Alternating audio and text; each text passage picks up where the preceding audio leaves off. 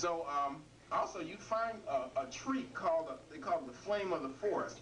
This is a beautiful tree, big tree, with bright orange leaves. Never seen anything like it, absolutely breathtaking. And finally get to a place called Jalkan, which was even uglier than Patna, but I couldn't wait to get off that train. I couldn't wait to get off the train. And we take a taxi and then a bus to a hotel near a place called Ajanta. Have you ever heard of Ajanta? Yeah. They have these magnificent caves there, temples. And all hell broke loose. The guy who was my escort kept asking me for money, and Rashikar had assured me that I told him don't ask you for any money. And he was doing it anyway. And I said, okay, no problem. I need money for train tickets, this, that, and other. So finally I gave him $200, American. I said, I got to go to the bank and exchange. He said, I'll do it for you, don't worry about it. And I should have known by his enthusiasm that this was not going to work. So I'm hot and miserable, and he says, we're going to stay in this hotel today. And this is a hole in the wall, like $1 a day. I said, man, I'm not staying there. And by the way, where's my money? And he says, what money? I said, the $200. He said, oh, you mean that $50? I said, no, the 200. He said, I forgot it. I said, man, how you going to forget my money? I'm speaking Ebonics now. He said, I'll give it to you in the next city. I said, I want it this moment. So he starts going through his pocket, and he pulls out about 50. I said, man, and this isn't exactly what I said, but this is for the good life. I said, man, you better give it up. And he says, brother, you misunderstood. I will manage everything. I said, man, I don't want you to manage my money. I'm a grown man. Give me my money. And Jamal couldn't have done it no better. Give it up. And he says, I don't have it. So I called him everything that I could think of in English. And a little bit of Hindi I knew. And I really wanted to hit this guy. I'm not a violent person, but I really wanted to strangle this dude. But I said, if I hit him, first of all, he'll probably hit me back. And I don't really want to deal with that. He's a pretty big guy. And more than that, I said, if I do that and I really alienate this guy, then I'm really stuck. Here I am in the middle of nowhere. Nobody never seen another black person like me before. And I am, quote unquote, in American. I have a couple grand in my pocket, cashier's checks in cash. Nobody speaks the language. So I said, well, I just better deal with it. I learned that there are certain situations in there where you can't lose your head and just do something impulsive and let your temper carry you away. Then you get in trouble. So I went to this cave complex, and the cave naturally was closed, where the temples were. So a guy talked me into climbing up a mountain to get to the water, to get to a waterfall. So naturally, climbing up there, I fell in a stream. I'm soaking wet, and I came down on my wrist to break my fall. I had this big wristwatch on, a thick band, and it literally exploded. That's the only thing that kept my arm from breaking, I'm sure. So I'm wet, I'm scratched up, my watch is gone, my money is gone, it's hot, the temple is closed, and to get to the top, the waterfall is dried up. So finally I do get in the temple, I see the temple, and to make a long story short, I finally paid somebody about $120, $100, to drive me 500 kilometers away to a city called Nagpur. Now I hoped that I would be able to find a hotel. I hoped these guys weren't going to drive me someplace and murder me. They could have easily done it. And nobody would have ever known the story. Jamal was, so what happened to Runoko? I heard he went to India. He never did get back, did he? We better do a lecture for the brother. So I finally got there, and naturally they wanted some more money. I just looked at them like,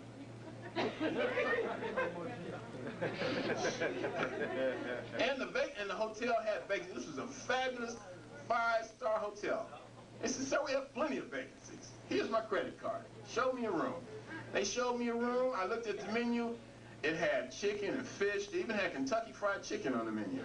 It was purely American. I said, this is the place for me. They had CNN, TNT. I started to even say BET, but they didn't have that. Then I would be lying. Turner Classic Movies. But I needed that at that time, just to regroup. So I stayed in this hotel, and I was taken, while I was there, to visit a criminal tribe. And they're called a criminal tribe because they fought the British. And now they earn most of their money through distilling liquor. They make moonshine. And they took me into their community. One lady took me into her house, me and the brother that took me there, and I was told she was the leader of the community. And while I was there, her husband came in. And I said, oh, you and your wife are the leaders of the community? He said, no, she is. In the tribal areas and among the dollars themselves, women are very important. And most of the time, they are in the leadership positions. And the men are very secure with that. In traditional Hindu society, the women are literally no thing. They don't have any status at all. And I spoke at the conference. The conference went well. About 150 people came from all over India to hear me speak. It was historic. Remember, the government came. And, but interestingly enough, there were only 2 women who were there. 2 women delegates out of 150 people. I have the speech right here. You ought to get it. It's $5. You get the whole thing. Why? Said in America, if we had a program like this, it'd be at least half the people would be women. What's up? And people would be quiet. People are taught just to be docile and to accept oppression. I went to where this lady's husband was murdered. And then 100 people killed this day. Her husband was trampled to death, and there she is crying. And no protest, no demonstration. They said, what would you do if that happened in America? I said, you know, there was a guy named Rodney King, and Rodney King had a trial, and these white folks set the people who beat him free. I said, they burned a whole city up. Think about that. Because these people have been taught to be docile, to accept oppression, because they believe that it's karma. Because of something that you did in a previous lifetime, you are born on this level today. Now, the idea is if you do your dharma, your caste duty, then in another lifetime, you will be born on a higher level. Now, for those that get out of line, you know, they have guns, prisons, what have you. 95% of the prison population in India are untouchables. 95%. AIDS is proliferating dramatically. And I know some people say there's an AIDS hoax. I haven't done the research, but I do respect Brother Keating on that. But there was a report that came out in a newspaper that at one truck stop alone, one route, that 30,000 people have been tested for HIV. And of that 30,000, 27,000 tested positive. And the AIDS is being spread, or whatever it is, by young black women. Because black women over there, black women are fine everywhere, including right here tonight. But there they have these women who are just viciously exploited because of the poverty and the ignorance. So while I was at the thing, another tribal brother met me. I met him, and his name is L.K. Madawi. They use a lot of their initials, L.K. Madawi. And he was what you call a Gond. Gond. G-O-N-D. And he took me, he wanted to come and take me from the hotel to his little village. And I said, all right, I'll go with you, no problem. Come through about noon tomorrow. So he comes and he's got this little bitty motor scooter. I said, man, I'm not riding on that. He said, sure, brother, no, there's no problem. I said, man, I ain't riding on that. Naturally, I rode on it. And he took me to his village, walked me all around, and then he took me in his house. He's a scholar, has all these books. And, you know, his wife fed us. And his daughter started playing some music. Now, what do you think they played? This song, I Got the Power. You heard that song? I couldn't believe it. They playing R&B, black music in the middle of India. And the tribal people have a strong African I could not believe it.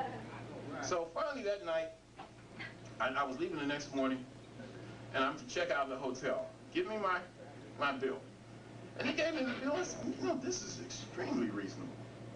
Only about $30 a night, food. I said, this is great. You know, I could have stayed here a week. They said, but sir, we did not include your telephone bill. I said, well, I knew it was too good to be true. Give me that. They gave me a bill.